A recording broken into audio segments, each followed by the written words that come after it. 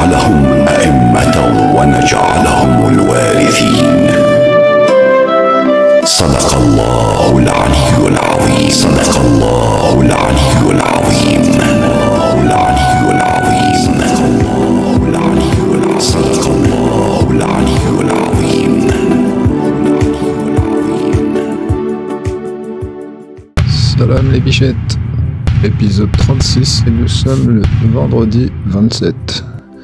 Today c'est Salat Jumu'ah pour tous les musulmans de cette planète, même pour ceux qui ne prient pas d'ailleurs. Un grand salam à tous les musulmans de la planète. Et si tu me réponds, ah bon? Même ceux qui prient pas? La salat, c'est la salat. Pour eux, il n'y a ni salat, ni Jumu'ah. Alors je te comprends pas. Et moi je te réponds, Salat Jumu'ah se fera même sans ceux qui prient. Vrai ou faux? Bon, t'as peut-être pas capté, alors on va faire autrement. On va faire un dessin dans ta tête. Observe-le. Les autres, ceux qui ne prient pas aujourd'hui. S'ils disparaissaient comme par magie de notre planète, tu penses que Salat Jumu'ah disparaîtrait en même temps? Clairement que non, puisque ceux qui prient iront prier de toute façon. Donc lorsque je te dis aujourd'hui c'est jour de Salat Jumu'ah pour les musulmans qui prient et ceux qui ne prient pas, bah c'est pour cette raison. Et si t'insistes pour me dire un truc du genre oui mais je suis pas d'accord parce que nous entendons, et là je te stoppe direct et je te réponds. Ce que t'entends je m'en bats les couilles frère, et si tu veux pas m'entendre alors m'écoute pas. Sache que de là d'où je reviens et même bien avant que je m'y retrouve malgré moi sans même savoir où j'avais atterri, j'ai appris qu'on laisse personne derrière. Le plus fort, lui, il se met derrière et encourage ceux à la traîne pour les aider à avancer. Si ceux qui sont à la traîne s'arrêtent parce qu'ils n'ont plus la force d'avancer, alors le plus fort s'arrête avec eux. Il attend patiemment qu'ils reprennent des forces et seulement lorsque c'est le cas, il repart avec eux. Ici dans l'Odyssée, ça me dégoûte parce que la plupart du temps, c'est l'inverse. Le plus fort, ou plutôt celui qui se croit le plus fort, lui, il fait « Écartez-vous les gars », en faisant le dos argenté alors que c'est qu'un singe à une queue. Il bouscule tout le monde pour qu'on ne voit que lui et ensuite il nous sort un truc du style « La vérité, c'est moi qui l'ai, là je te coupe tout de suite. » Parce qu'en pensant que tu fais et dis ce que de droit est, n'oublie pas que ce que tu dis, tu le dis en omettant le premier principe de l'islam. Ce premier principe, il te dit, tu ne te places et ne places jamais rien, absolument rien, devant Dieu. Tu ne lui barres pas la route et tu n'obstrues pas son passage. Et ce premier pilier de l'islam, il s'appelle Allahu A'lam. Ça te dit quelque chose? Je te rappelle que c'est Allah qui te fait la leçon, pas l'inverse. Alors, rends à Allah ce que tu lui as pris par niya, peut-être par mégarde ou arrogance, et va trouver ta place. Et si tu me demandes, et ensuite? Moi je te réponds, bah ensuite tu fermes ta gueule. Je te l'ai dit, on ne laisse personne derrière. C'est où tu les aides, ou tu le fais pas. Mais de toutes les manières, que tu le fasses ou pas, ça doit se faire en fermant ta gueule. Et ce non pas par soumission, mais par humilité. Parce que si t'aides les gens, ne te vante pas de l'avoir fait en faisant le cocobello de la situation. Ça, c'est la première leçon d'humilité. Sachant ça, si t'aides pas les gens, et je te parle pas d'aider les gens pour mieux les contrôler, je te parle du geste du cœur qui vient accompagner de toute sa raison. Ce geste qui à toi te coûte et qui te donne l'impression de donner à une personne une partie de ce qui se trouve dans ton estomac en te laissant à toi cette sensation d'avoir faim. Je te parle de ce geste qui te coûte et qui risque même de te laisser en galère toi-même. Un toi-même que tu ne calcules pas parce qu'à tes yeux n'apparaît plus que le reflet de la personne que tu veux aider et non plus ton propre reflet qui se flatte lui-même en s'écoutant parler. En italien, on appelle ça una sega mentale. En français, une branlette cérébrale. Tu sais ce que c'est que de donner, toi? Ou tu fais partie des gens qui promettent qu'ils seront là le jour J et qui apparaissent le jour Z avec des excuses qui, dans le fond, ne sont pas des excuses, mais des excuses qui se trouvent pour justifier leur existence. Toi, t'étais pas là le jour J. Et ce jour-là, souvent les gens qui l'étaient, eux, eh ben c'était ou des inconnus, ou les dernières personnes auxquelles tu te serais attendu. Tu sais ce que c'est que de donner, toi? Tu sais ce que c'est que d'aimer sans compter, toi? Et là, je parle pas de tes gosses. Tu sais ce que c'est que d'aimer quelqu'un que tu ne connais même pas et lui donner en ne cherchant même pas qui est cette personne. Bon, à part tes fêtes, comme je disais, aujourd'hui, c'est Salat Jumu'ah pour tous les musulmans du monde qui prient ou ne prient pas. Et j'adresse le plus grand des salams à tous les musulmans du monde entier. Sans oublier aussi que ce soir venu, Fezrat Hashem, ça va allumer des bougies. Ce soir, c'est Shabbat. Alors, Shalom Aleichem Sheli à tous les juifs de la planète. Malheureusement, musulmans et juifs, ça fait un moment qu'on est divisés maintenant. Alors que dans les temps anciens, nous vivions tous la main dans la main. Et pour la petite histoire, mon ex-femme est juive.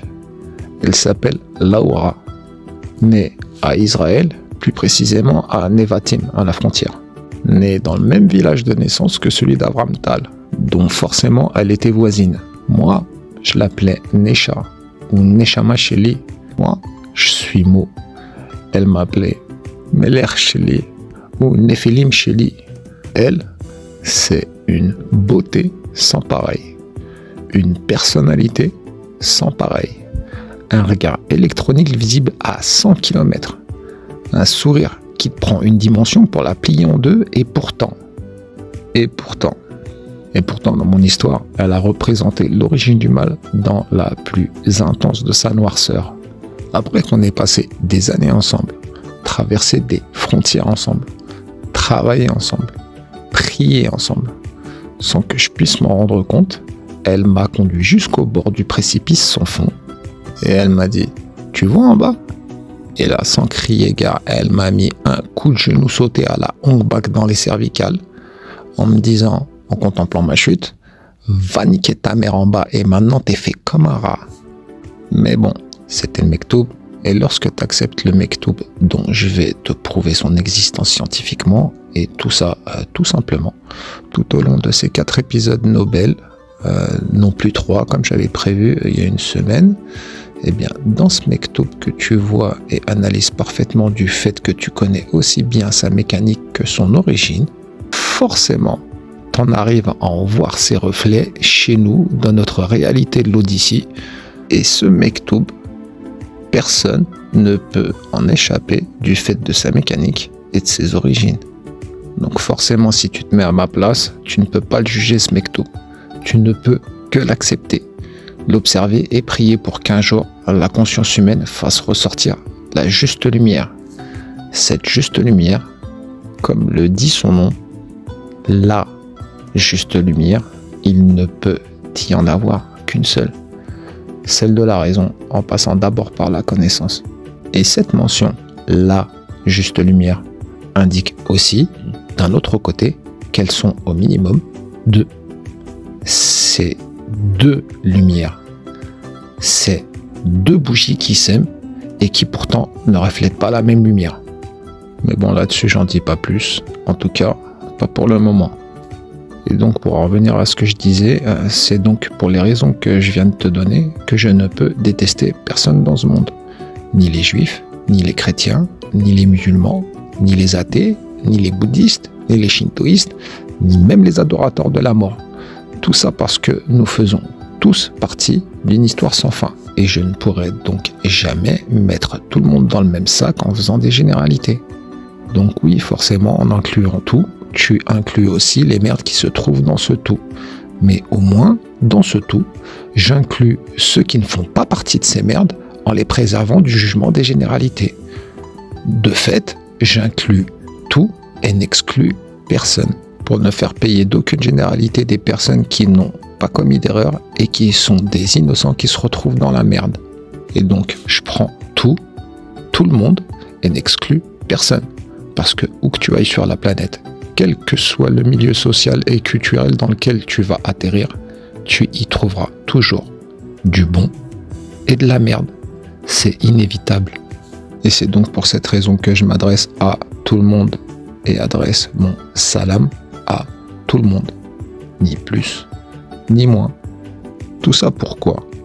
Eh bien pour la simple et bonne raison que sans même qu'on puisse s'en apercevoir, nous reproduisons à l'infini les mêmes principes de base d'une mécanique quantique qui gère absolument toutes les mécaniques métaphysiques, qui défient eux-mêmes et gèrent tous les principes physiques, et dont nous obtenons tous les reflets dans toutes les mécaniques de notre réalité d'ici, l'Odyssée, une vie que tu traverses exactement comme une Odyssée, une vie où tu voyages en eau trouble, cherchant la lumière, une vie longue et éprouvante où chacun doit faire ses preuves, sur différents plans, pas qu'un seul.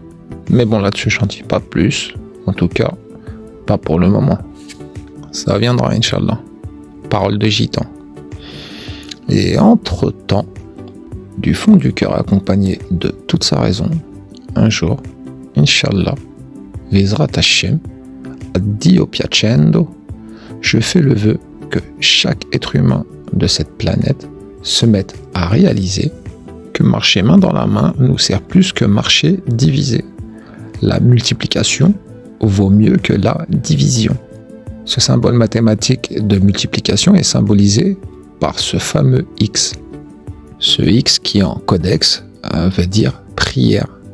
Ce X qui se prononce avec le souffle d'un battement d'aile d'un papillon et se prononce chi.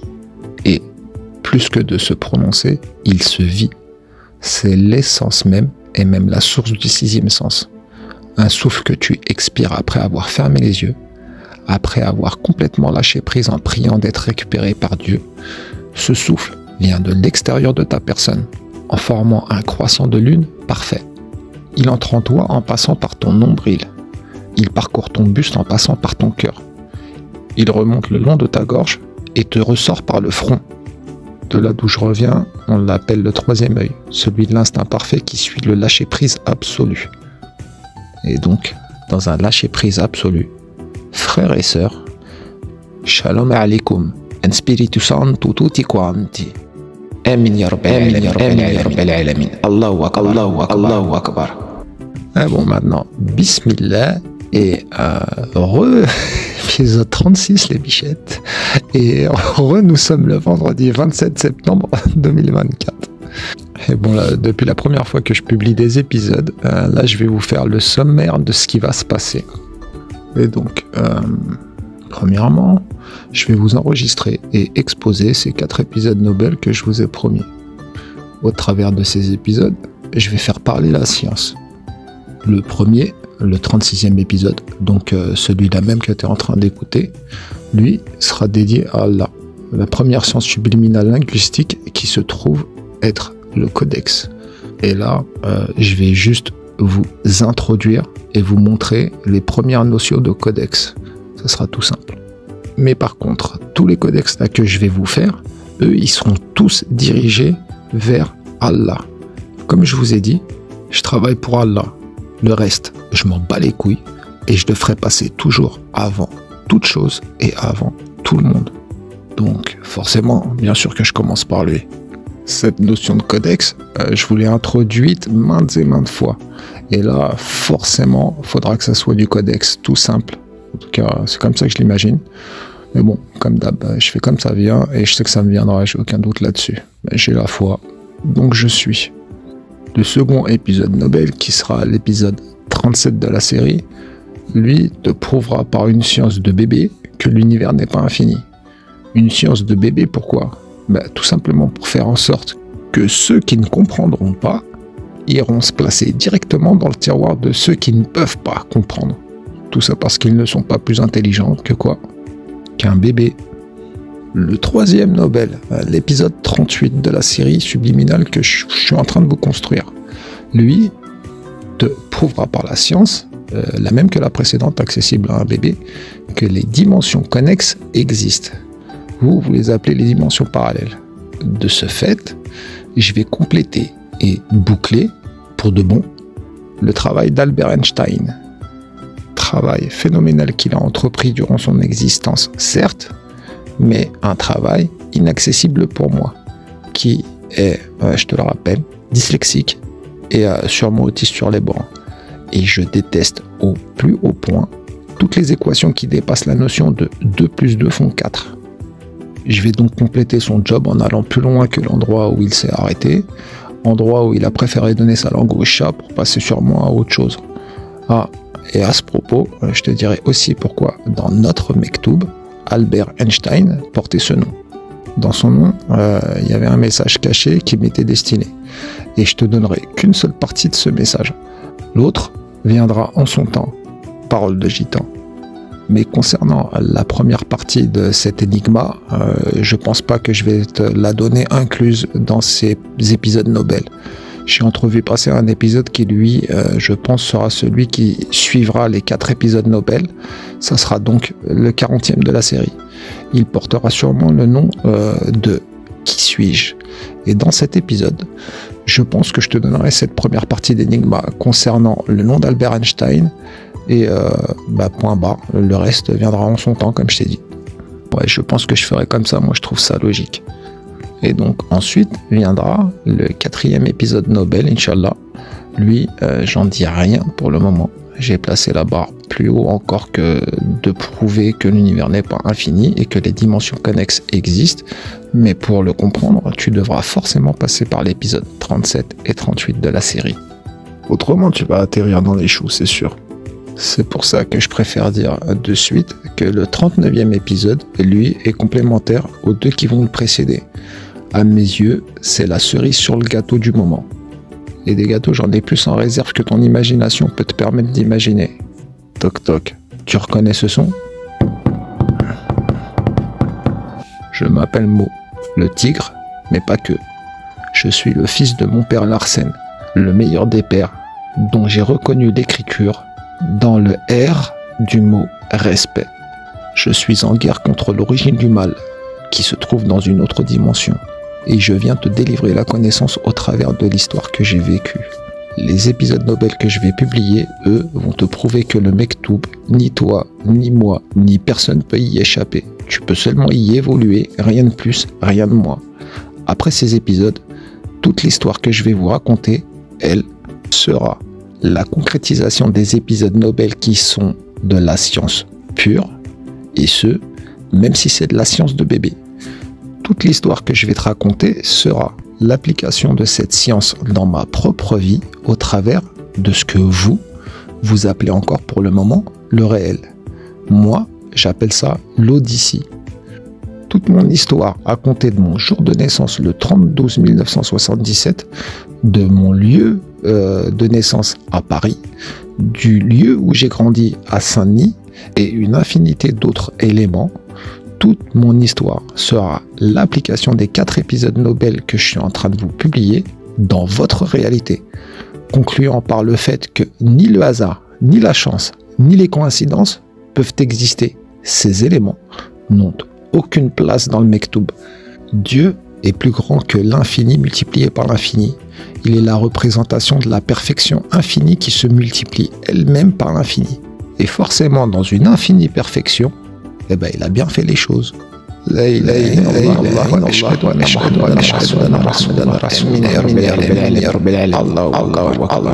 suis en guerre contre l'origine du mal qui se trouve dans une autre dimension et je viens t'apporter la connaissance. Arrivé au 39e épisode, une fois en être sorti, s'il vous plaît les frangins, rappelez-vous de maintenant, mais quand je vous dis maintenant, c'est genre maintenant tout de suite, et de cette impression d'écouter parler un fou. À la fin de ces 4 épisodes, comparez cette première impression à l'impression que vous en aurez une fois passé ces épisodes. Certains d'entre vous, ou d'autres peut-être que je ne connais même pas, se mettront à pleurer comme des bébés. Car en faisant parler la logique de la science, je vais parler directement à votre âme la plus profonde. Celle que de là d'où je reviens, nous appelons notre âme de bébé, ou notre âme d'enfant. Cette âme d'enfant qui ne m'a jamais quitté, et qui sans laquelle j'aurais jamais pu traverser tous les enfers pour en ressortir et en venir, pour ainsi vous raconter mon histoire. Je suis en guerre, je jure devant Dieu de vous dire la vérité, toute la vérité, et rien que la vérité. Autrement, c'est que je fermerai ma gueule pour faire valoir mon droit de garder le silence. Mais une chose est sûre, c'est que le mot mensonge ne passera pas par moi. Dans le pire des cas, je laisserai planer des parts d'ombre en brouillant quelques pistes. C'est mon droit, et je me réserve d'exercer ce droit, comme celui de me rétracter et de changer de décision. Entre vous et moi, le respect doit passer aussi bien par la confiance que par le respect de cette confiance. Et là, ça ne sera pas une confiance aveugle, mais plutôt basée sur le respect de tout ce que je vais vous apporter. Bon, bah maintenant, on peut passer aux choses sérieuses. On va commencer par là, en passant par du codex de bébé. Mais avant ça, je vais résumer. Du coup, là, c'est le premier de la série des 4 épisodes Nobel que j'ai anticipé, dont je vous avais parlé lorsque j'ai décidé de bousculer la chronologie de l'histoire. Et ouais, je suis comme ça. Quand je le juge nécessaire, je m'adapte. Et concernant ces épisodes, je m'adapte aussi à son contenu. Contenu dont je me réserve tous les droits. Son contenu m'appartient. Le codex m'appartient. Tout ce qui va suivre m'appartient. Dans ce sens, même si je sais que j'ai besoin que d'Allah comme témoin, à travers une seule âme humaine, je m'adresse à toutes les âmes humaines qui m'entendront ou pas, sachant que les absents auront toujours tort face à l'au-delà et l'au d'Allah. Sachant que tout le monde est bien inscrit dans un mektoub, donc les présents et les absents de la même manière. Et donc, si tu as compris ce que je viens de dire, procédurier métaphysique que je suis devenu après ces 3 dernières années en enfer qui m'ont semblé être 100 000 années, je m'inscris et inscris tout le contenu de tous les épisodes que je publie au registre de l'au d'Allah et de l'au-delà, ainsi que de l'au d'ici. Comme ça, je verrouille tout. L'au d'Allah et l'au-delà, ça concerne que de l'autre côté du miroir. Par contre, l'au d'ici, celui qui joue avec le feu, ici, verra sa lumière après sa mort. Parole de gitan. Et concernant le feu, regarde sur ton écran. Le feu, en arabe, se dit nar, N-A-A-R, avec 2 A, et c'est pas pour rien. Le jour, en arabe, se dit Nahar, avec 2 A, et c'est pas pour rien. Donc, l'un signifie le feu, et l'autre, le jour. Et les deux, comme tu dois sûrement déjà le savoir, te donnent de la lumière. Et la lumière, en arabe, se dit Nur, N-U-R, avec un U, et c'est pas pour rien. Cette lumière, c'est une lumière spirituelle, celle de la connaissance par exemple, ou la lumière de la prière. Cette lumière, Nur, N-U-R, qui est la lumière spirituelle, cette lumière, elle rentre en cohabitation avec une autre lumière qui en arabe se dit Daw, D-A-W. Et on peut l'appliquer à la lumière qui viendrait d'une ampoule, et bientôt tu comprendras pourquoi depuis que je suis petit on m'appelle tête d'ampoule, ou alors la lumière d'une bougie tout simplement. Donc c'est juste l'appellation que l'on donne au mot lumière, même si elle est artificielle, comme celle d'une ampoule, comme je t'ai dit. Et donc, observe ton écran. Tu as 2 lumières qui portent ce nom, mais qui sont différentes. Nur et Do. La lumière spirituelle et la lumière tout court. Nur et Do, eux, ils s'aiment. Et ils se respectent à l'infini, multiplié par l'infini. Nur et Do, c'est 2 frères. Ils s'amusent ensemble depuis le premier instant. Et à eux deux, ils brillent tellement ensemble que leurs lumières se confondent. Et ça nous donne un tout. Nur et Do se mélangent et forment le premier anagramme. Regarde sur ton écran. Le W, lui, se reflète dans la lumière et se transforme en M. Il précède le récipient du U, d'où il vient. Il passe par les airs de la lettre R, rencontre un ange au passage de la lettre A et finit par un D. Et là, tu me diras sûrement, mais il manque une lettre, la lettre N. Et je te réponds, le N en codex signifie dedans, par exemple comme en espagnol. Mais sur cette lettre, j'en dis pas plus, en tout cas, pas pour le moment. Et observe, tu mets la lettre N, espace, Mourad. Ça nous donne littéralement à l'intérieur du vœu, en arabe, où je suis le vœu. Parce que la lettre N, en codex, se prononce aussi Ni. Nous obtenons donc Ni Mourad. Je suis le vœu. C'est ce que ça veut dire en arabe. Et donc, dans cette équation de codex, nous obtenons le mélange sous forme d'anagramme des deux formes de lumière qui s'appellent Nur et Do, et nous obtenons Ani Murad, qui, je te le rappelle, veut dire littéralement en arabe « je suis le vœu ». Et donc pour en venir à ces deux lumières, Nur et Do, c'est deux bougies qui brillent ensemble. Tout ça pour représenter la lumière d'Allah. Allah, c'est notre seul verset, c'est notre seul souffle, c'est notre seule lumière. C'est ça qu'ils te diront toujours. Donc là, je vais reprendre mon côté procédurier dont je te parlais tout à l'heure. Et je complète par dire, j'adresse à tous les esprits de l'eau d'Allah, de l'au-delà et de l'eau d'ici.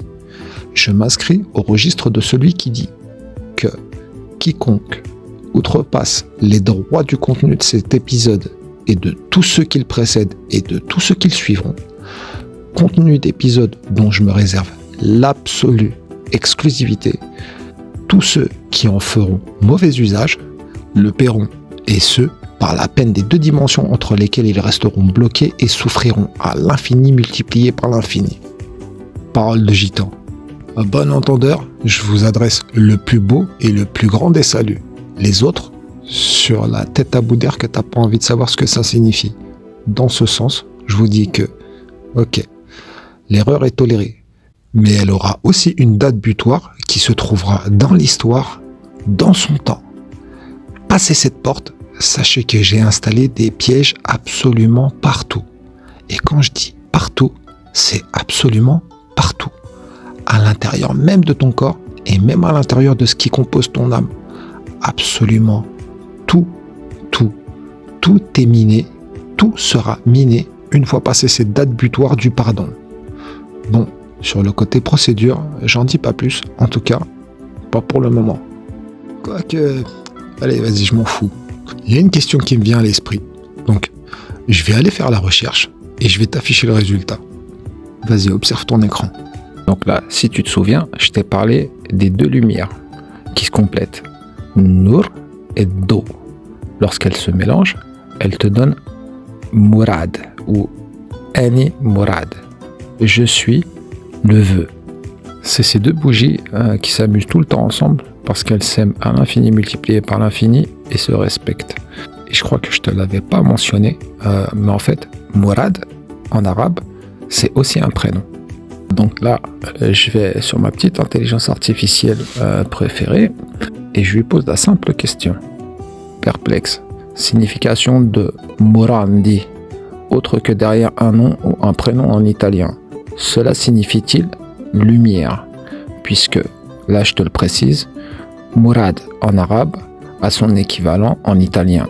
Et son équivalent se trouve être Murandi.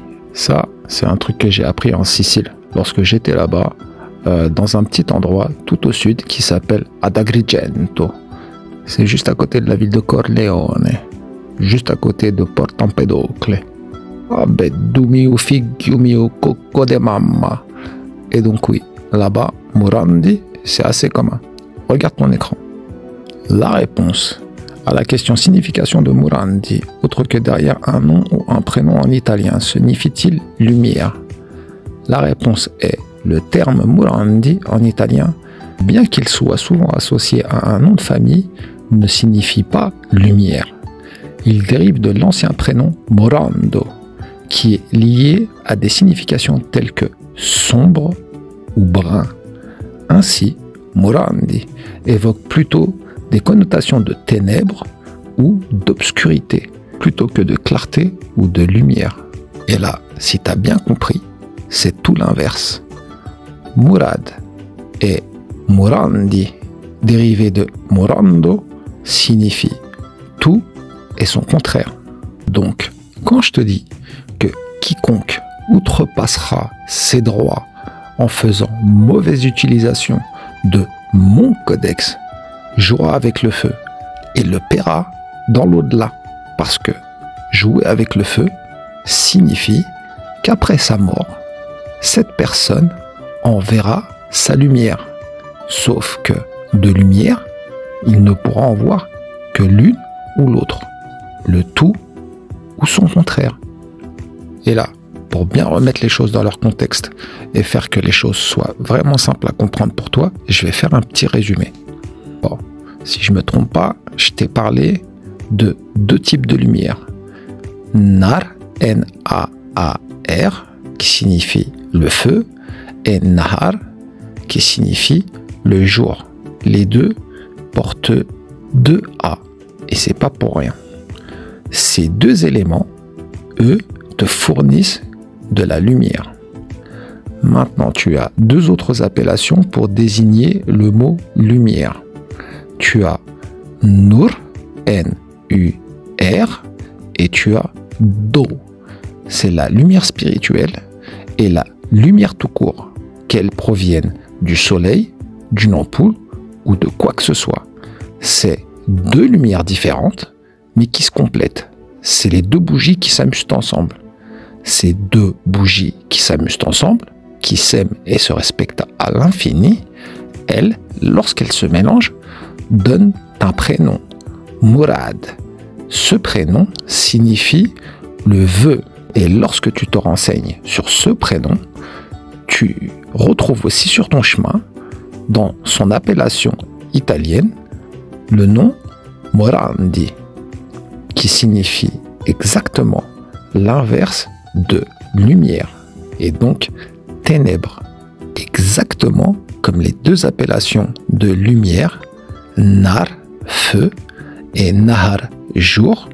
T'en as une qui te brûle ta race, et t'en as une qui est douce. Et tu comprends maintenant pourquoi devant l'au-delà, je déclare mes droits et les faits exercés? C'est bien pour ça. Et c'est bien pour ça que je vous dis, ne jouez pas avec le codex. Parce que jouer avec le codex, c'est jouer avec le feu. Le feu que tu retrouveras, c'est celui que tu rechercheras.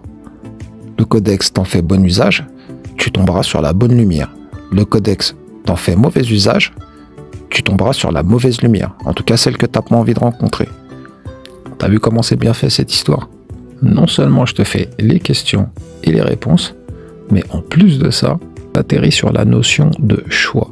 Et t'as vu en français, lorsqu'on dit une personne se retrouve sur la place de choix, ça signifie qu'une personne se retrouve à la meilleure place.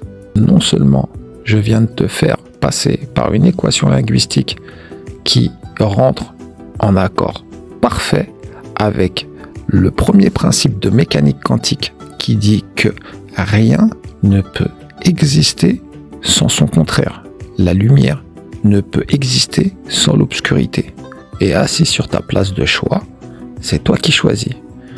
Ou la lumière d'un vœu, ou les ténèbres d'un vœu, ou la lumière d'un Murad, ou les ténèbres d'un Morandi, ou la lumière du jour, Nahar, ou la lumière du feu, Nar.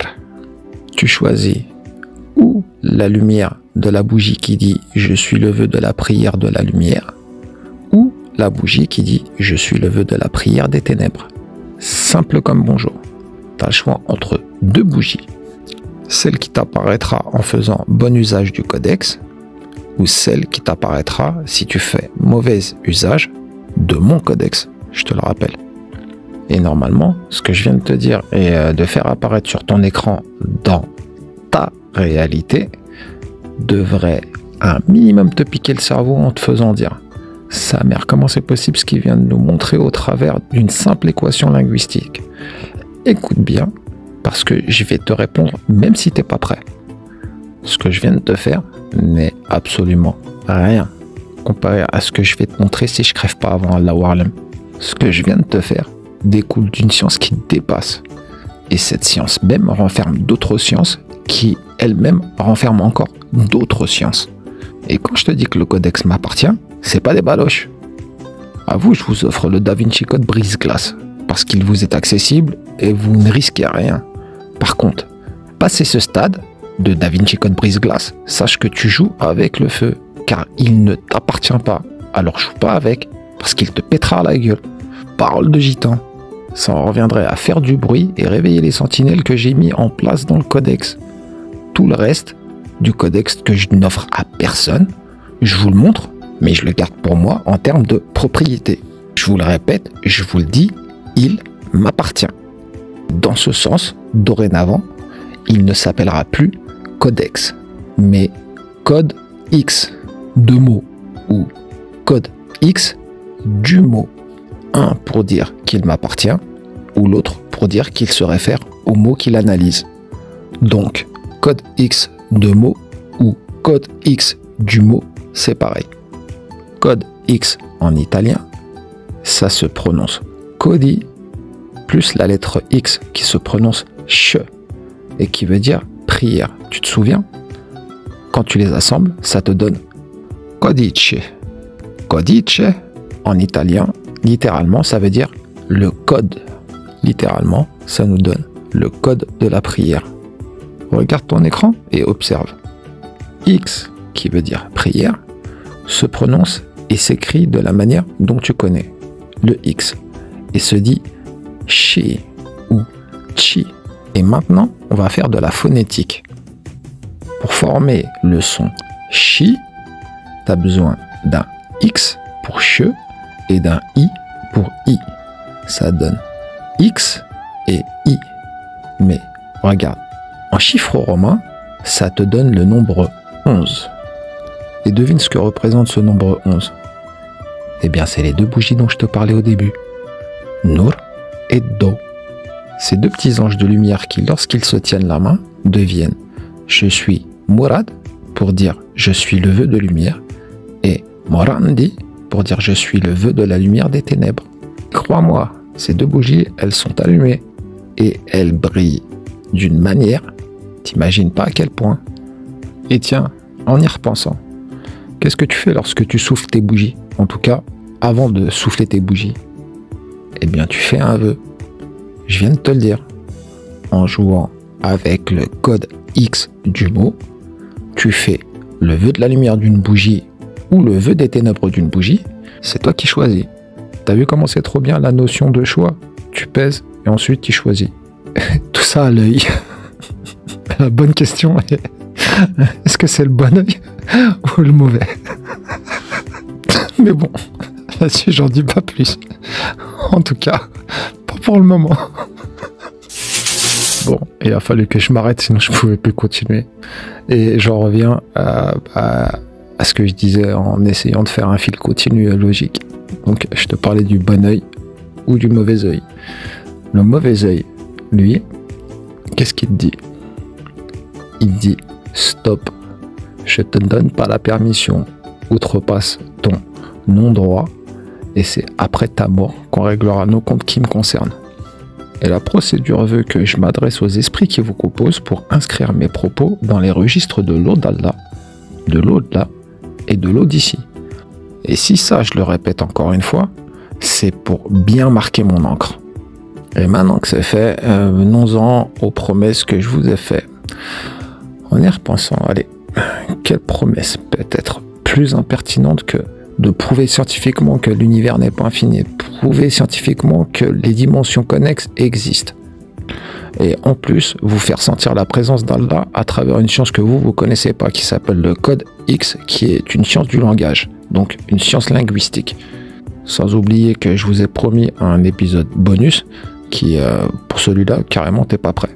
Et donc oui, clairement, ces 4 épisodes ont pour vœu de vous faire apparaître la présence d'Allah tout autour de nous, et même à l'intérieur de nous, jusque dans ton ADN. Mais bon, c'est clair que c'est impertinent comme challenge, je le reconnais. Et attends de voir les 3 prochains épisodes, 37, 38 et 39, et tu vas pouvoir te rendre compte à quel point la science peut être impertinente, mais aussi douce et encore plus simple à comprendre que tu ne l'as jamais imaginé. De là d'où je reviens, nous vivons Allah comme étant la perfection infinie de l'infini multiplié par l'infini. Notre timidité envers lui fait que personne ne le regarde de face. Mais il lui tourne le dos. Un jour, je t'en dirai plus là-dessus. Mais bon, pas pour le moment. Et donc, je te disais, lui tourner le dos, non pas par peur ou autre crainte de ce genre, mais par respect et avant tout par amour. Lui tourner le dos, c'est comme si tu lui disais « Je suis tout petit », et je ne mérite même pas de te regarder tellement tu es parfait. Tu peux faire ce que tu veux de moi, je t'aime tellement que je me soumets au lâcher-prise absolu basé sur l'amour et la confiance absolue que je te porte. Allah, il est irréversible. Regarde sur ton écran et observe. en phonétique et en code X, Allah s'écrit A-2-L-A. Tout simplement. Et je te rappelle qu'il n'y a pas de phonétique pour la lettre H. Mais bon, ça je te l'expliquerai un jour, ainsi que le code X de toutes les voyelles et plein d'autres trucs qu'on nous apprend pas à l'école. Mais bon, j'en dis pas plus. En tout cas, pas pour le moment. Et donc, Allah, A-2-L-A, que tu le lises dans un sens ou dans l'autre, t'entendras toujours Allah en phonétique. Il y aura donc toujours Allah en écriture littéraire. Contrairement au mot Dieu par exemple, même si c'est toléré. Hein.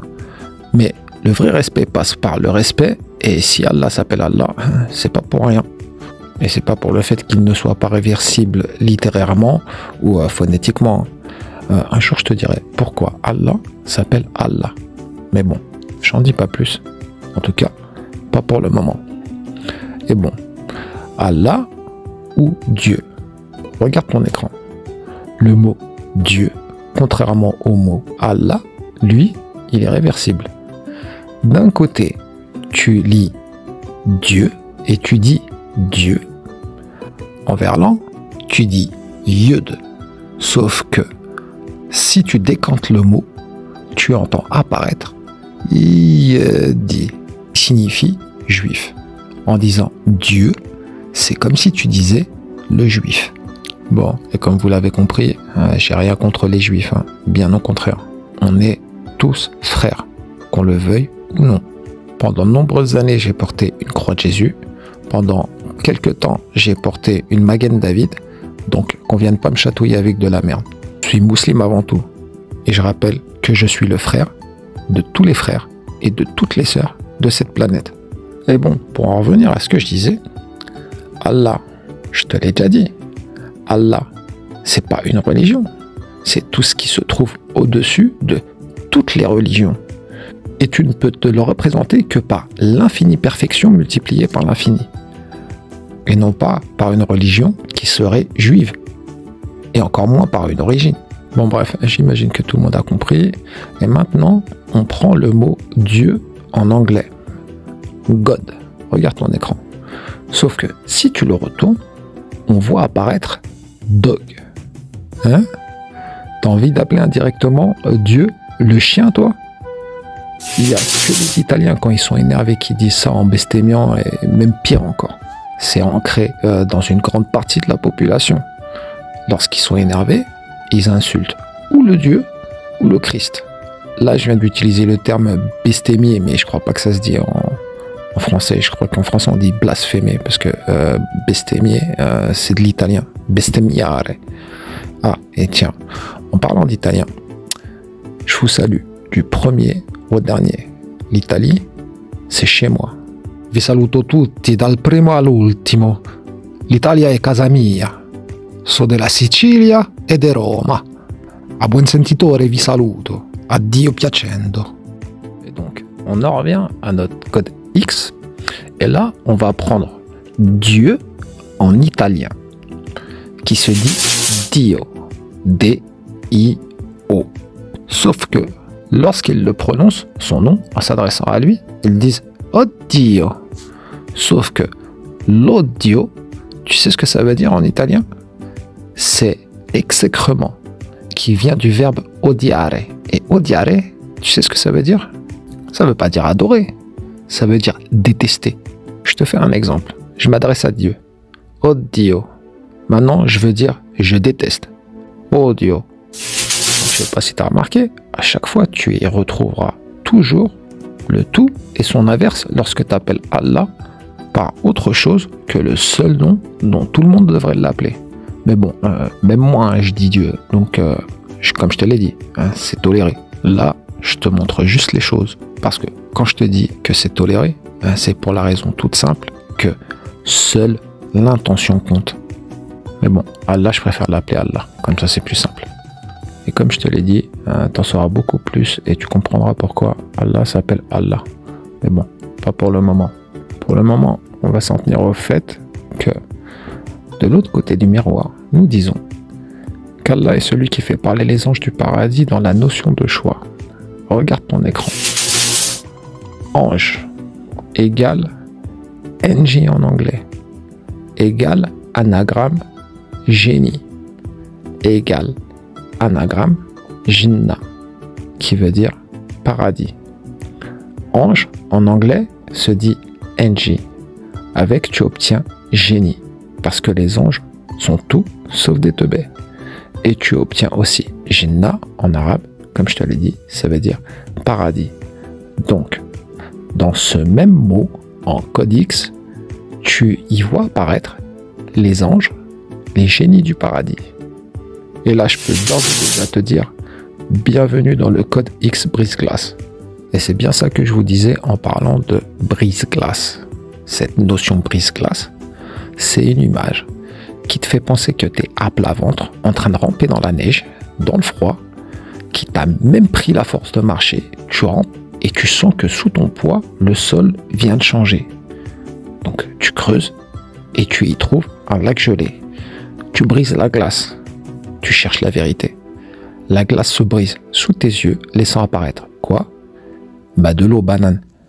Tu y vois apparaître l'au-delà au travers de l'eau d'Allah, tout simplement. Tout ça pour dire qu'en brisant le mot, il te raconte une partie de son histoire. Mais seulement une partie. Mais là-dessus, j'en dis pas plus. En tout cas, pas pour le moment. Et donc, tu vois bien que l'au-delà, comme vous l'avez toujours conceptualisé, peut s'écrire de la manière suivante. Regarde ton écran et observe. Au-delà. Ça, c'est du code X. Mais là, tu vas sûrement me dire, mais qu'est-ce que ça veut dire? Au, espace, de, espace, là. Eh bien, tu vois bien sur ton écran que tu vois apparaître sous tes yeux que de là te donne là et là. Tu obtiens dans un sens comme de l'autre les de là du nom Allah. Et voilà pourquoi je dis tout le temps l'eau d'Allah. Et vu qu'on parle de lui, Allah dans sa perfection a créé l'imperfection. Toi, moi, nous, enfin tout le monde, tous les êtres humains, à qui il a donné le choix dans la vie. L'être humain à qui il a donné le choix dans la vie pour ensuite tout lui donner après sa mort. Si enfin, là-dessus j'en dirai pas plus, enfin pas pour le moment. Et donc, Allah donne et ne reprend pas. Je te rappelle qu'il est parfait. Et donc, Allah ne possède pas. Il accompagne et supporte. Sa perfection fait que ce qu'il donne, il ne le reprend jamais. Donner, c'est donner, et créer, c'est créer. Voilà pourquoi c'est pas Allah qui te reprend ta vie au moment de ta mort. Allah, il ne se parjure pas et ne fait jamais marche arrière. Allah, c'est celui qui te crée. Donc c'est pas lui qui va venir te tuer. Allah, c'est l'essence même de la notion de pureté. Et ça, c'est normal. Il est parfait à l'infini multiplié par l'infini. Dans ce sens, il a donné le sens de pur et de pureté caché à l'intérieur même de son nom. Regarde sur ton écran et observe. Allah, c'est les de là, de l'au-delà. Ça, tu l'avais bien compris. Mais c'est aussi la pureté du mot halal. Halal est le premier accord, ou plutôt, il te donne son premier accord par la prière. Cet accord est le la, car Allah, c'est le chef d'orchestre. Il accompagne et supporte la création dans la notion de choix. C'est pour ça que l'on dit qu'avant de commencer, un chef d'orchestre donne son la à son orchestre. Ça veut dire qu'il donne son accord, parce que donner son la signifie donner son accord. Alors que toi, tu donnes ta langue au chat. Bref, sache qu'Allah t'accompagne dans chacune de tes douleurs. Il se cache dans tes larmes. Et pour te dire je suis toujours là avec toi et je te supporte, il y a déposé son sel. Allah, c'est le sel dans tes larmes, qui lui ne te pique pas les yeux, contrairement au sel qui soigne de ton front. Allah représente le sel de la vie, et c'est le sel de ton pain, celui qui s'oppose au goût amer de l'abandon et de la douleur. Regarde ton écran et observe. Regarde, j'ai écrit pain en français et pain en anglais. P-A-I-N. L'un signifie le pain, l'autre signifie la douleur. En anglais, on dit pain, et donc douleur. Et le pain en français, lui signifie le partage par le sel. Allah est donc représenté par le sel. Regarde ton écran. Phonétiquement, tu le prononces, ou tu l'écris plutôt, S pour ce, E pour E, L pour le. Et tu obtiens donc seul. Allah est unique et supporte toutes les dimensions tout seul. Sel, en arabe, se dit Meler. Parce que Meler, en hébreu, signifie roi. Allah, c'est le roi infini, multiplié par l'infini.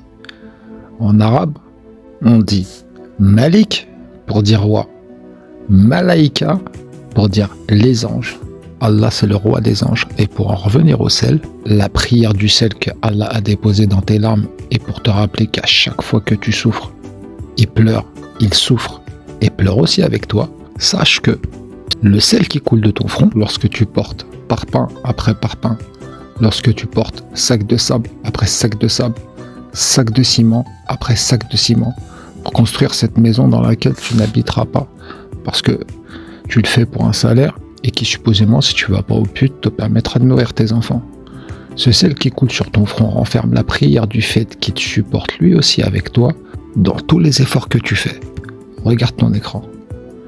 Sel, en anglais, se dit salt et s'écrit de la manière suivante, S-A-L-T. Un codex qui n'est pas du tout du Da Vinci Code brise-glace, du code X, donc consiste à faire décanter les mots. Et ce, pour en faire ressortir des sons que tu n'entends pas lorsque le mot n'est pas décanté. Décanter un mot, dans ce genre de code X, consiste à ralentir le temps. Et donc, ralentir le temps de prononciation. C'est comme si tu disais le même mot, mais au maximum ralenti. Ce code X, maintenant que j'y pense, on pourra aussi l'appeler du codex décanteur, ou bien même du code X slow motion. Slow motion, pour la bichette du fond de la salle, en anglais, ça veut dire au ralenti. Et écoute bien comment sonne le mot sel en anglais lorsqu'il est décanté. Regarde. S-A-L-T. Salat. Une fois décanté, le mot te laisse apparaître salat. Ce même mot, étiré à son maximum, renferme le mot prière en arabe, parce que salat signifie prière. Donc, sel en anglais, salt, égale salat, égale prière. Voilà le résultat de l'équation code X du mot sel en anglais. Maintenant, on va un peu plus loin. Salt, décanté, laisse aussi apparaître la lettre U, qui en codex signifie et signifiera toujours le récipient pour désigner l'origine. Lorsque tu l'écris en mode code X décanté avec ce U qui vient d'apparaître, tu vois apparaître le mot salut. Sauf que là, c'est pas pour te dire coucou. Toi, je m'imagine que de ton côté, en décantant le mot salt pour obtenir le mot salut, c'est pas forcément évident. Maintenant, on va faire l'inverse. On va prendre le mot salut et au lieu de le décanter, on va l'accélérer au maximum. Salt, salut, salut, salt. Et comme tu l'entends, t'entends apparaître le mot salt. Et sache que là, je suis en train de te faire du code X de bébé. Du code X autour de tous les mots que je viens de te donner. Il y en a, mais à foison. Sauf que là, je veux juste faire simple et concis pour te faire une introduction. Rien de plus, rien de moins. Parce que sache qu'à travers le code X, une lettre se transforme en un mot se transforme en une phrase se transforme en un texte, un paragraphe, un livre, et ainsi de suite. Et donc, pour en revenir à la notion de salt qui devient salut, normalement, si tu te poses la bonne question, qu'as-tu entendu à propos du salut? Et surtout, où est-ce qu'il se trouve? Eh bien, dans la prière. Toujours à partir du sel de ton pain. Le salut se trouve dans la prière au travers du sel de ton pain que tu es censé partager. Aimer, c'est partager. Partager, c'est donner. Et comme je te disais, Allah, il partage absolument tout et il ne possède rien. Il donne tout sans compter car il est parfait à l'infini, multiplié par l'infini. Tout ça parce que posséder, lui, ça ne l'intéresse pas. Tout simplement parce qu'il n'est pas intéressé. Sa richesse, c'est le don. Et il ne te demande absolument rien en retour. Et si tu me dis, mais non, en fait, bien sûr que si, il nous demande de prier. Si Allah se retrouvait en face de toi, tu sais ce qu'il te répondrait? Tu pries pour toi, l'enfant, pas pour moi. Ton salut se trouvera dans le sel de tes prières, au travers du seul envers qui seront adressées tes prières, la salat, le salt. Et bientôt tu comprendras pourquoi dans l'au-delà, aussi bien que dans l'au-d'Allah, on m'a appelé le lion de l'Atlas. Moi je suis la prière du petit roi français marocain. Et pour en revenir à Allah, il te dirait, tu pries pour toi, pas pour moi. Il te dirait, si tu n'ouvres pas la porte, elle reste fermée, l'enfant. C'est ton choix, pas le mien. Et pour te dire, Allah, même si tu ne pries pas, lui, il te fait prier juste de par ton existence. Tu es une prière sur pattes. Tu ne me crois pas? Bah, tu peux pas y échapper à cette prière. Tu la portes en toi au sein même de ce qui te définit comme être humain. Car Allah a inscrit sa prière dans tes gènes. Gène, encore une fois, regarde ton écran. Un gène. G-E-N-E. NJ pour NJ. Ange. Gène pour Jannah, qui veut dire paradis. Et donc, encore une fois, ange du paradis. On va un peu plus loin. Chromosome X et chromosome Y. Tu crois que c'est nous les humains? Bon, je t'ai dit que le X représente la prière et représentera toujours le mot prière dans toutes les formes de codex ou code X. Ça ne changera jamais. Bon, maintenant je te donne le codex brise-glace d'une autre lettre de l'alphabet. Et t'inquiète pas, très bientôt je te publie tout le codex brise-glace de toutes les lettres de l'alphabet. Celui-ci, ça sera cadeau. Bref. La lettre dont je te parle, c'est la lettre Y. Et je vais pas te donner tout son codex, mais une partie seulement. Comme ça restera léger. Le reste, je te le donnerai en même temps que tout le Da Vinci Code brise-glace au complet. Maintenant, regarde ton écran. Donc, on se retrouve avec la lettre Y. En anglais, on le prononce why. Sauf que why, en anglais, ça veut dire pourquoi lorsque tu poses une question. Je te donne un exemple. Why me? Point d'interrogation. En français, ça veut dire pourquoi moi? Une personne peut très bien te répondre why I want you. Et en français, ça voudrait dire parce que je te veux, toi. Donc, why, la lettre Y, te donne le sens du pourquoi et du parce que. Exactement comme Allah. Allah représente la somme de toutes les questions parce qu'il représente la somme de toutes les réponses.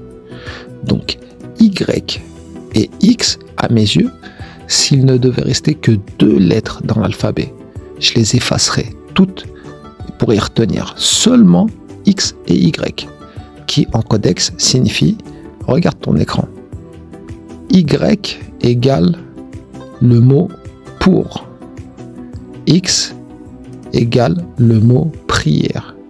Et si tu n'as pas la mémoire dans ta chaussure opposée au pied droit, tu te souviendras qu'on parlait de la prière d'Allah qui se trouve et compose ton propre ADN dans tes gènes. Chromosome X et chromosome Y, qui veut dire pour la prière. Et regarde encore ton écran. Tu as déjà entendu parler de l'expression « nous allons faire parler l'ADN », genre dans les experts Manhattan par exemple. Alors nous aussi, faisons parler l'ADN maintenant. ADN, qu'as-tu à me dire en codex? Et en codex, nous voyons apparaître ADN, Adan ou ad-din. Quelqu'un a une idée de ce que signifie le mot ad-din dans la salle? Ah, quand je vois apparaître le mot salle, à l'envers, je vois marqué hélas. Pour le fait que personne ne répond, je suis tout seul. Bref, ad-din signifie appel à la prière, bichette du fond de la salle que j'embrasse. Et donc, si on résume, dans tes gènes de djinn, tu as les chromosomes X et Y. Et donc, le résultat d'équation de codex linguistique, c'est X-Y égale ADN égale Addan égale appel à la prière. X pour prière, Y pour le mot pour, pourquoi et parce que. Et pourquoi X? Eh bien, X, parce que c'est le symbole du croisement par excellence. Ça désigne le point que tu dois atteindre en son centre. Ça désigne la croisée de tous les chemins. Ça désigne surtout là où tu poseras ton pied, que tu le veuilles ou non. Parce qu'il fait partie de toi et il se trouve tout autour de toi. Tu vis dans l'eau d'ici comme un poisson vit dans l'eau d'en bas. Et demande à un poisson s'il se sentirait bien en dehors de l'eau. Tu sais ce qu'il te répondrait? Bref, donc, le X, le croisement de tous les chemins et de toutes les prières. Y, la raison du pourquoi et du comment. Donc, pourquoi et parce que. Et ADN, l'appel à la prière. Faisant de toi un abri pour cet appel, en faisant de toi un appelant à la prière. Un ADN. Et ce, que ça te plaise ou pas, vous êtes tous des mosquées, des églises et des synagogues sur pattes. Que vous le vouliez ou non. Nous vivons dans un univers où, comme déjà mentionné dans l'épisode précédent, ce mot en codex brise-glace te révèle les deux mots, uni et versé. Les USA, c'est les États-Unis. L'univers, c'est tous les versets unis. Ensuite, nous vivons dans la galaxie. Regarde sur ton écran. On a la lettre G en codex brise-glace. Ça signifie la venue dans le temps. Allah signifie Allah. X pour prière. Y pour le mot pour. Résultat codex linguistique, l'univers et les galaxies qui le composent, c'est la venue d'Allah dans le temps pour la prière. Maintenant, regarde encore ton écran. Allah, au travers de l'histoire, et même celle qu'on vit même en ce moment, il est toujours apparu comme Wallah, pour donner du poids à une pensée. Du coup, lorsque les gens jurent, c'est Wallah, Wallah, pour donner du poids à leurs propos. Et tu sais ce que ça veut dire, Wallah, en codex brise-glace? Regarde. Wall, W-A-L-L. En anglais, ça veut dire le mur. La lettre A veut dire ange. Wallah, c'est le mur qui sépare notre dimension de celle des anges. Ça veut dire Wallah, c'est le mur des anges. Wallah, c'est le protecteur des anges. Et regarde encore ton écran et observe. On a Wall, W-A-L-L, un espace A pour dire ange. Si tu lis Wall à l'envers, tu obtiens Law, qui signifie en anglais la loi. Wallah, c'est la loi des anges. On nous appelle la Legea. Et bientôt, tout au long de l'histoire, t'en sauras un peu plus dessus, même énormément plus. Mais encore plus, t'en sauras beaucoup plus. Crois-moi sur parole. Parole de gitan, le roi des chiens de la casse. Et sache que Allah, il fera toujours passer les anges avant tout et toute chose. Donc, oui, tu peux trembler, car toi, t'es pas un ange. Allah, lui, il est logique à l'infini multiplié par l'infini, représentant la perfection infinie multipliée par l'infini. Allah te dira toujours les enfants d'abord, ensuite c'est premier arrivé, premier servi. Si ça, c'est pas de la logique infinie dans une perfection infinie multipliée par l'infini dans une impartialité infiniment parfaite, alors dis-moi ce que c'est. Même me le dis pas parce que dans le fond, je m'en fous complètement. Bref, Wallah, c'est et ça sera toujours le plus fort, car parfait à l'infini multiplié par l'infini. et sa beauté réside dans sa perfection infinie. Parce qu'Allah, ce qu'il donne, il ne le reprend jamais. Et la première chose qu'il t'a donnée avant même ta venue au monde, c'est sa confiance dans un amour et un respect infini multiplié par l'infini. Sa confiance dans le fait que tu sauras faire les bons choix dans la vie. Allah, c'est tout l'inverse de moi dans ce monde. J'ai confiance en presque plus personne. Et contrairement au mois d'avant, jamais plus tu m'entendras dire comme avant, moi, j'aime tout le monde. Parce que c'est ce que je disais tout le temps. Je respecte tout le monde, ça ok, mais aimer alors que je ne connais pas, ça serait aimer la partie qui réside en presque chaque être humain relié à l'origine du mal, et ça, il n'y a pas moyen. Je te rappelle que je suis en guerre contre cette entité, et elle se trouve dans une autre dimension. Je te rappelle que je suis en plein djihad spirituel, mon deuxième en 3 ans. Le premier était dans l'au-delà, de moi contre moi-même, ensuite de moi contre l'origine du mal, ensuite de toutes les factions de l'enfer, et même plus encore, au-delà de l'enfer. J'ai combattu la source du mal, qui a décimé toutes les factions de l'enfer, toutes les armées de l'enfer qui voulaient ma peau. Et sache que si elles voulaient ma peau, bah c'est pas pour rien. Ça, par contre, je peux pas te le dire tout de suite, t'en sauras plus, mais pour le moment, je dis rien. Donc, une guerre métaphysique qui m'a suivi et poursuivi ici sur Terre et qui me lâche pas d'une semelle chaque jour que Dieu fait, sauf que j'ai porté ma flamme et pulvérisé la ligne d'arrivée après le sprint final à compter du 1er août. Et j'ai commencé à publier à partir de ce jour-là. Mon deuxième djihad, encore une fois, bah, il se fait tout seul depuis ce 1er août. Sauf que cette guerre que je fais tout seul contre l'origine du mal qui se trouve dans l'au-delà, eh ben, je la fais à partir d'ici, en publiant toutes les vidéos que je publie chaque jour. Ou en tout cas, le maximum de ce que je peux publier en une semaine. Ou plutôt par semaine. Et ça, c'est pour la mettre bien profond à l'origine du mal. Tout ça en attendant que je crève de nouveau pour aller lui niquer sa mère à l'infini multiplié par l'infini.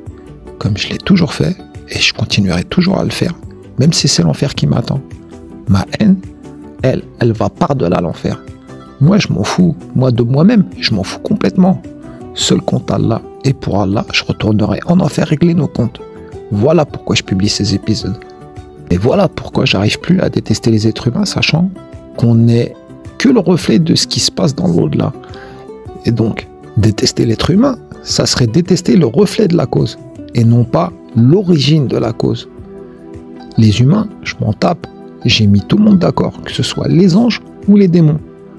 Voilà ce que tu découvriras au travers de toute mon histoire, qui est aussi celle de tout le monde dans le fond, parce que c'est l'histoire du genre humain, mais aussi bien plus encore.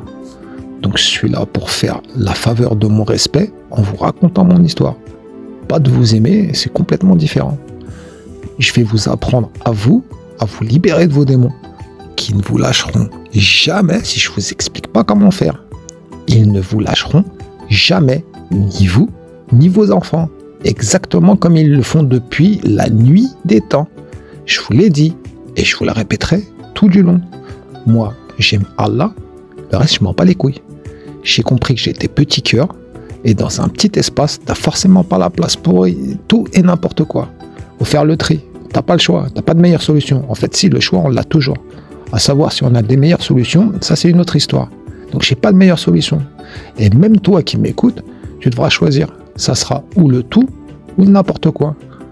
T'as besoin de personne d'autre que toi-même pour faire ce choix à propos de toi-même, et même pas moi pour te le rappeler. Allez, alhamdoulilah. Next épisode, next tournant les bichettes. La suite, je passe à la vitesse supérieure en faisant parler la science. Parole de gitan. لا إله إلا الله وأشهد أن محمدا رسول الله آمين يا رب العالمين الله أكبر الله أكبر الله أكبر. La grande leçon de la vie que j'ai retenue, c'est que on croit généralement que on donne à ceux que l'on aime.